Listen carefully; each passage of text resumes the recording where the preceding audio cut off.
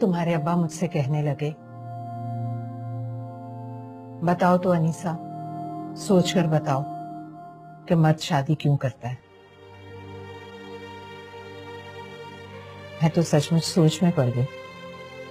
پھر بولے، مہینے بعد حساب کرو تو بیوی کا خرچہ مہینے کی 4 باہر والی عورتوں سے زیادہ ہوتا ہے، لیکن مرد پھر بھی شادی کرتا ہے۔ شادی پر لاکھوں کا خرچہ اور ہمت سے زیادہ بیوی کے ٹشن پورے کر کے دکھاتا ہے۔ اس کے لیے چھت ڈھونڈتا ہے، اس کے آرام کے لیے جتن کرتا ہے، دھوپ میں کڑتا ہے، محنت کی بھٹی میں جلتا ہے۔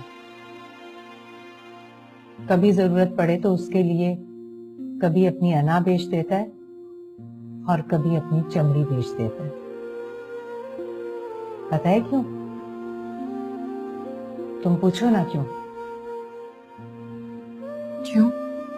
کیونکہ مرد کی یہ والی عادت خدا جیسی ہے۔ اب دیکھو نا، خدا کو کیا ضرورت تھی اربوں کھربوں انسان پیدا کرتا اور پھر ان کے کھانے پینے رہنے سہنے کی چیزیں مہیا کرتا، لیکن شاید ضرورت تھی اسے۔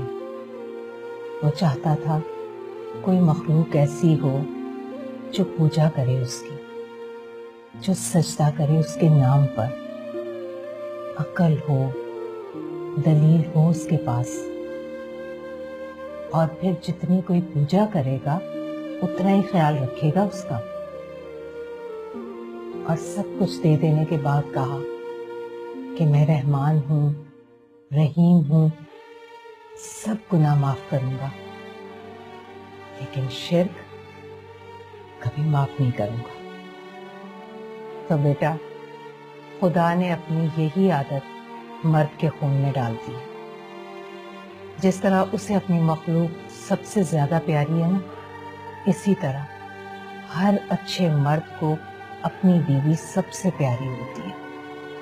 وہ خدا نہیں ہے، لیکن خدا کی طرح اس کے لیے سب کچھ کرتا ہے یا پھر کرنے کی کوشش کرتا ہے، حتیٰ کہ اس کی غلطیوں اور کوتاہیوں پر رحمان اور رحیم بن جاتا ہے، لیکن اس کا شرک کبھی معاف نہیں کرتا۔ یہ سب مجھے کیوں بتا رہی ہیں آپ؟ مجھ میں اور تجھ میں بس یہی فرق ہے بیٹا۔ میں نے تمہارے ابا سے یہ نہیں پوچھا تھا کہ یہ مجھے کیوں بتا رہے ہو تم۔ خیر،